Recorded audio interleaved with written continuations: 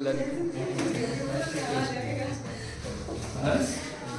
Hello hello. तो कैसे हैं आप लोग? जोरदार। तो आइए आज हम लोग पढ़ेंगे ट्रांसलेशन। ट्रांसलेशन का हिंदी मीनिंग होता है अनुवाद। ट्रांसलेशन एक तरह का ना डिकोडेशन होता है, ठीक है। जैसे यहाँ पे लिखा हुआ है, हिंदी में हम लोग पढ़ते होंगे, उसमें ऑक्सफोर्ड राम और श्याम मित्र है, तो इसका इंग्लिश क्या है? राम एंड श्याम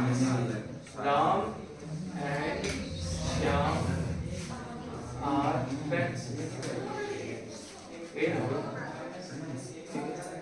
उसी तरह जो हम लोग जेनेटिक्स में ट्रांसलेशन पढ़ते हैं, ये न्यूक्लियोटाइड का लैंग्वेज को अमीनो एसिड के लैंग्वेज को में डिकोड करने का एक तरीका होता है, ठीक है। ट्रांसलेशन होता क्या है? Sequence of nucleotide is translated into amino acid. यानी जो न्यूक्लियोटाइड था, एमआरएनए पे उतना सारा जो कोडोन था ना, उसको पढ़ के हम लोग क्या करेंगे? अमीनो एसिड में बदल देंगे। जैसे यहाँ पे हम इसको हिंदी से इंग्लिश में बदल दिए ना, उसी तरह वहां पे न्यूक्लियोटाइड को किस में बदलना है? अमीनो एसिड, ठीक है। अच्छा, ये ट्रांसलेशन होगा कहाँ? तो ये साइटोप्लाज्म में होता है, सिंपल बात है।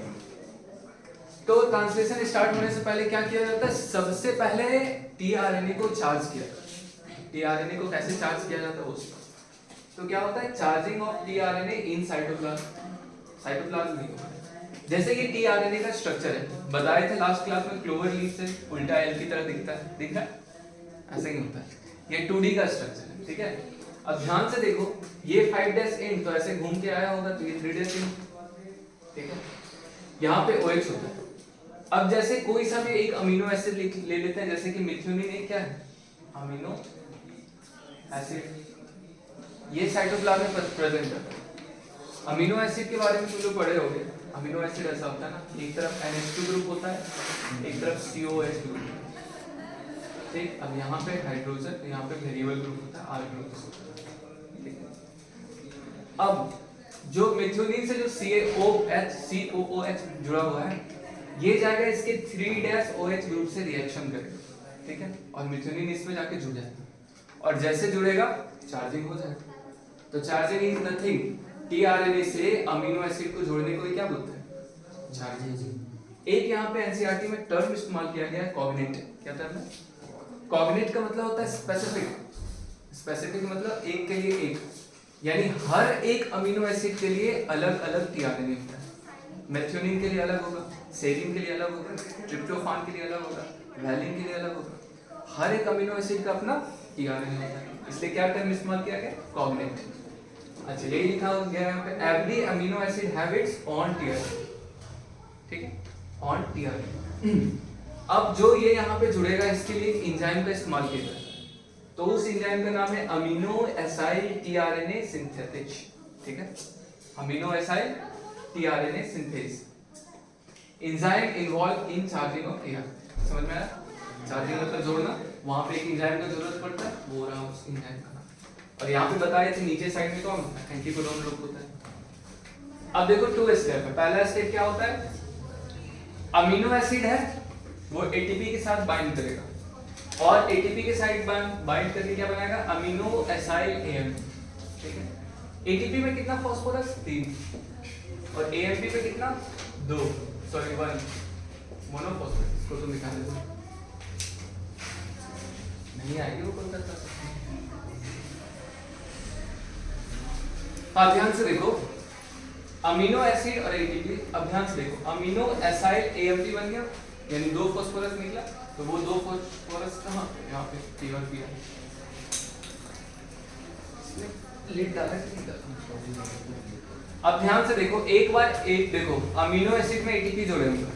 अब नेक्स्ट स्टेप क्या होगा? ये जो अमीनो एसाइल AMP है ना, इस पे आके टीआरएन जुड़ जाएगा, और जैसे टीआरएन जुड़ेगा चार्ज हो जाएगा। तो वही लिखा हुआ है, ये दोनों जुड़ा तो क्या बन गया? Charge TRN, amino acyl tRNA plus AMP। इसी स्टेप को क्या बोला जाता है? Initiation step. mRNA linked with small subunit charged tRNA comes at P site A using, then larger subunit will come। कहने का मतलब है, पहले इसको समझते हैं। यहाँ पर एक mRNA, ठीक है, mRNA पे ढेर सारा कोडोन होगा, ठीक है। इस पे क्या होगा? राइबोसोम का 2 सबयूनिट, एक लार्जर एक स्मॉलर। तो अगर प्रोकैरियोट्स का बात करें तो स्मॉलर कौन होता है? 30, और यूकैरियोट्स में कौन होता है? 14। अब ध्यान से देखो, इसमें ये जो है ना ऐसा दिख रहा है, ये स्मॉल सब यूनिट आके इसमें जुड़ चुका है। किसमें? mRNA लिखा हुआ है ना, mRNA प्लस स्मॉल सब यूनिट। अब देखो स्मॉल सब यूनिट में दो साइट होता है, हालांकि लार्ज सब यूनिट में होता है, लेकिन कैप्चरिंग के लिए रखता है। एक साइट का नाम होता है पी साइट और एक का नाम रहता है ए साइट। ठीक है, ये छोटा छोटा खांचा दिख रहा है, ये क्या है? पी और ये ए। पी में देखो लिखा हुआ है AUG। AUG बहुत फेमस है, क्या बनाता है? ये मैथिओनिन बनाता है। इसको स्टार्ट प्रोड्रोम भी कहा जाता है, यही है स्टार्ट प्रोड्रोम। और UGG क्या बनाता है? साइक्लोट्रिप्टोफान बनाता है। अब ध्यान से देखो यहाँ पे क्या लिखा, हम इसको पढ़ते हैं। mRNA linked with small subunit। देखो mRNA किससे जुड़ गया? छोटे सबयूनिट से। Charged tRNA comes at P site। अभी रुको, then larger subunit will come। इस लाइन को रहने देते हैं, फिर आगे बताते हैं किसमें। यहाँ समझ में आया कि इससे जुड़ते हैं? पॉज करके नोट कीजिए।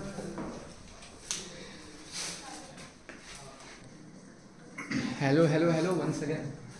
ध्यान से देखो, ये वाला जो इनिशिएशन पार्ट है इसको नहीं लिखा क्योंकि अभी बता देते। उस समय क्या बोले थे? mRNA और छोटा सब यूनिट लिंक होता है। तो देखो ये रहा mRNA, ये रहा छोटा सब यूनिट। इसके अंदर दो पॉकेट दिख रहा है, छोटा छोटा सा दिख रहा है ना। एक का नाम P बताए थे, एक का नाम P साइट, A साइट। अब अगला लाइन पढ़ते हैं। tRNA, कौन सा tRNA? Charge tRNA comes at P site। क्या ये चार्ज tRNA? हाँ, क्योंकि इसमें अमीनो एसिड तो जुड़ा हुआ है। कौन सा साइट पे आया? P, वही तो लिखा हुआ। Then larger subunit will come। अब एक बार जैसे यहाँ पे आता है ना, उसके बाद कौन सा सबयूनिट आता है? देख रहे हैं, बड़ा वाला सबयूनिट। और प्रोकैरियोट्स के केस में कौन सा होता है? 50S और यूकैरियोट्स में 60S। ठीक है, उसके बाद क्या होता है? इनिशिएशन में नहीं होता है, ये समझ में आ गया? तो इसको मिटा देते हैं। अगला जो स्टेप होता है इलोंगेशन। क्या होता है? एलोंगेशन। तो इलोंगेशन में क्या होता है? Charge tRNA at A site and P site. सुनो, एक P साइट पे आएगा, एक और आएगा कहां पे? A site.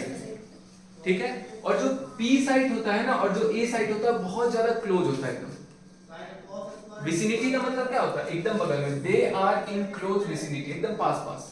तो पास पास होता है तो दोनों के बीच में कौन सा बॉन्ड बन जाता है? Peptide bond formation. Amino acid के बीच में कौन बॉन्ड होता है? Peptide hydrogen bond. Peptide bond form by peptidyl transferase. ये क्या है? एंजाइम है, अपने आप थोड़ी बन जाएगा, वहां एक एंजाइम इस्तेमाल करते हैं। और एक बात सुनो, हम बताए थे कि 60S और 40S, इसका कौन कौन पार्ट था? 28 था, 5.8 था और 18 था। और U अगर इसी को बोले क्या? 50S बोलते हैं। ये प्रो U है और ये प्रो है, तो इसमें कितना था? 23, 16 और 5। तो ध्यान से देखो 23S कहां पे? प्रोकैरियोट्स में, और 28 इस पे दिया हुआ नहीं तो छोड़ो, क्यों नहीं बता। तो यूकैरियोट्स में कौन सा? 28 और प्रो में कितना? 23। तो हम लोग को अभी तक जितना भी पढ़े किसके बारे में पढ़े थे? प्रोकैरियोट्स।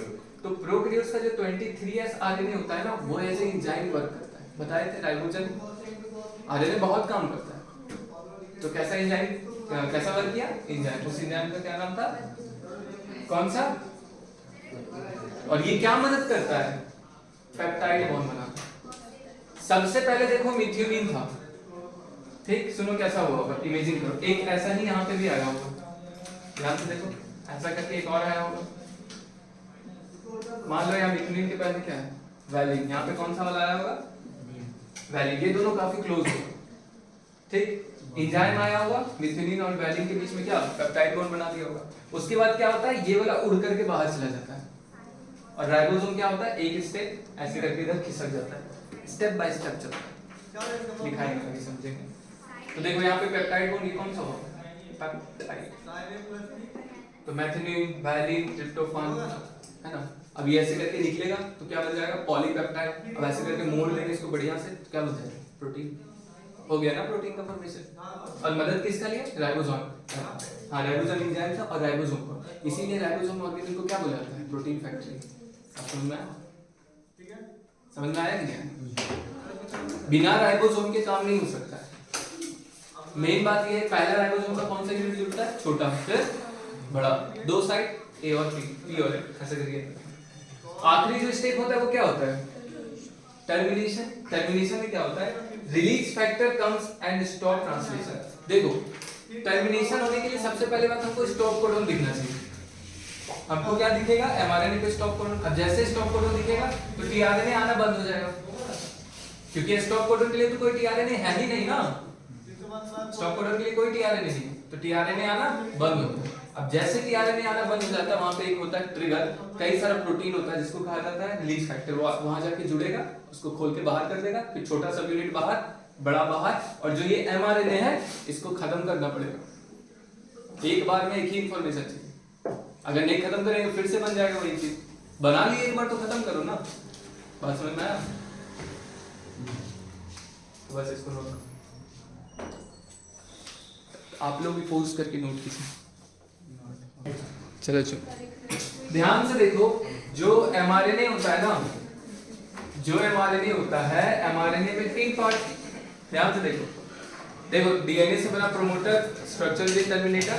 एमआरएनए में देखो यहां से मान लो एमआरएनए में कुछ पार्ट ना एक्स्ट्रा होता है जैसे, ठीक है, जिसका हम लोग जीन या फिर मतलब जिसका हम लोग अमीनो एसिड नहीं बनाते, तो अमीनो एसिड नहीं बनाए उसका ट्रांसलेशन नहीं हुआ, यही ना। अमीनो एसिड नहीं बनाए यानी उसका ट्रांसलेशन नहीं हुआ, तो ऐसे ऐसे लिखा रहता है। उसी रीजन को कहा जाता है यूटीआर। क्या बोला जाता है? You for on, T for translated और आर फॉर वैसा रीजन जिसका ट्रांसलेशन नहीं हुआ।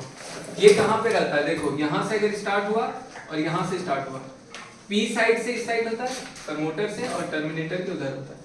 ये बात भी दिखा दें, अभी समझो। ट्रांसलेशन का समरी जब भी याद करना रहे एक बार में देख लीजिए। और हम तुम लोगों को बताए थे ना क्रिब्नो बॉक्स के बारे में। प्रोकैरियोट्स में होता है -10 बेस पे, यूकैरियोट्स में होता है -20।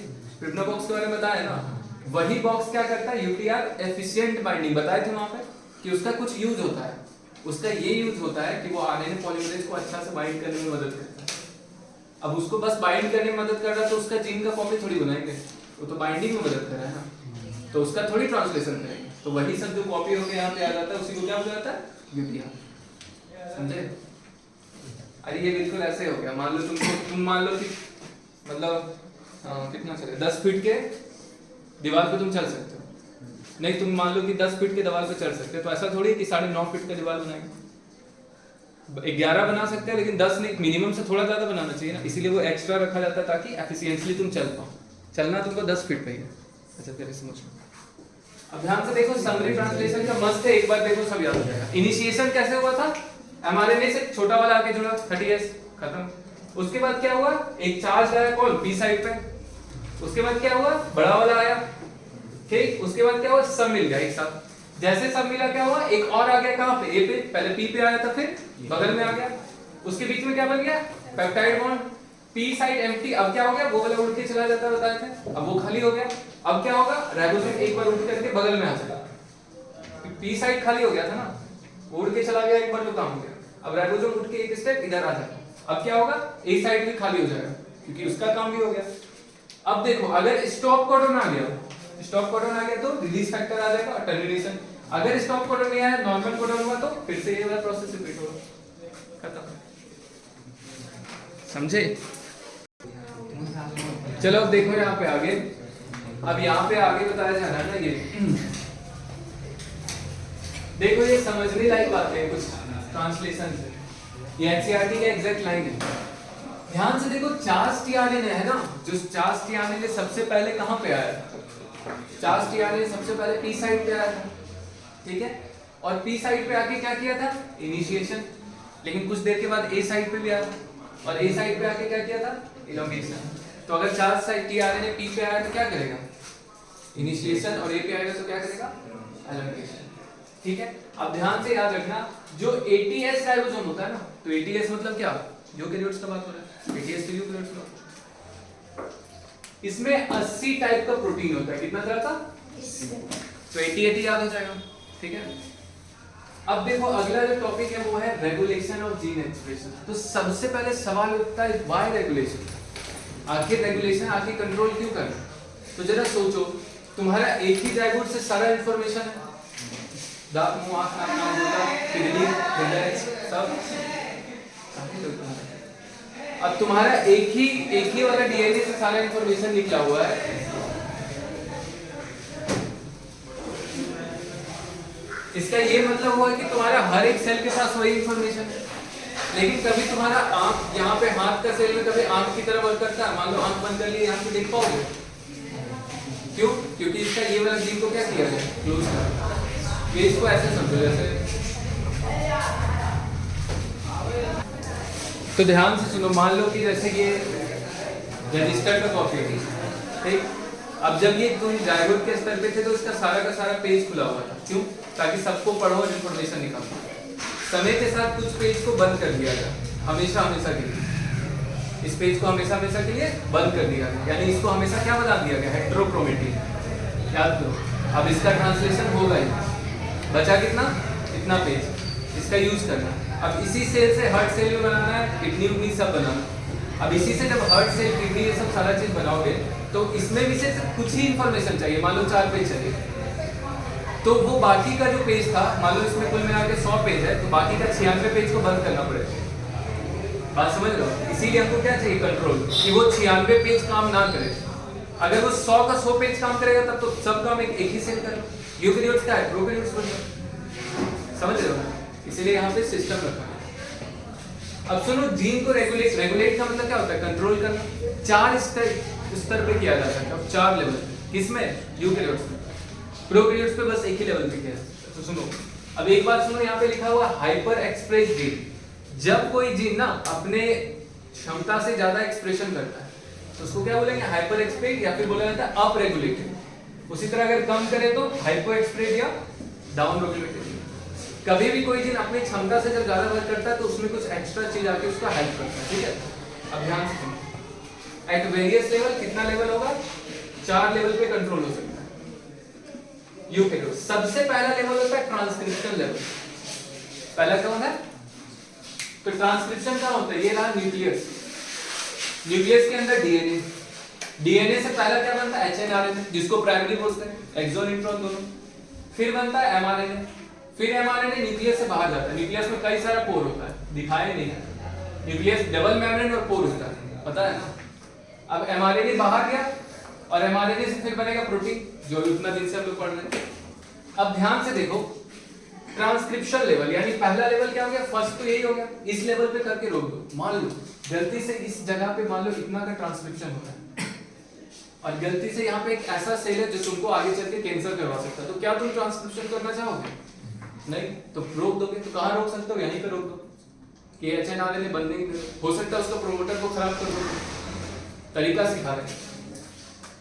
Formation of primary mRNA, hnRNA का एक और नाम क्या है, प्राइमरी ट्रांसक्रिप्ट होता है। दूसरा स्तर क्या होता है, processing level, regulation of splicing. दूसरा क्या होता है, पहले हम लोग एचएनआरएनए बनाते हैं, फिर क्या बनाते हैं, एमआरएनए काट करके बताए थे, इंट्रॉन को बाहर करके लूप्स के रूप में एक्सॉन को जोड़ते हैं।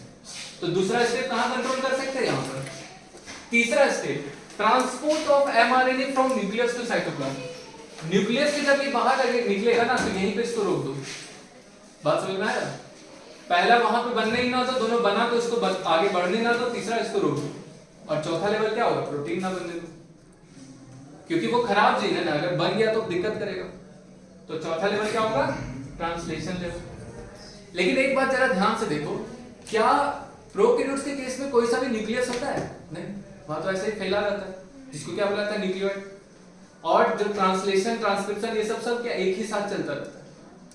वहां पे क्या कोई सा भी इंट्रॉन होता है? नहीं, सारा का सारा एक्सॉन होता है। तो ध्यान से देखो, first step that is transcription. पहला कौन था, transcription is the prime site for regulation of gene in prokaryotes. Gene जो रेगुलेशन होगा प्रोकैरियोट्स में, उसका प्राइम साइट कौन होगा, regulation of gene in prokaryotes, because no further process happens. Prokaryotes के केस में केवल क्या होता है, यहां से यहां, उसके बाद सारा काम एक ही जगह होता है, कहां, साइटोप्लाज्म। कोई न्यूक्लियस नहीं, कोई साइटोप्लाज्म नहीं, एक ही रहता है। इसीलिए अगर प्रोकैरियोट्स का केस बोला जाए तो एक ही लेवल पे रोका जा सकता है, वो कहां, पहला स्टेप। लेकिन यूकैरियोट्स के मेरे पास 4 ऑप्शन। अब कल हम लोग पढ़ते हैं जीन रेगुलेशन, लैक ऑफ ये सब। तब तक के लिए ओके बाय, मस्त है, खोज करके नोट करें। जय हिंद, चलिए।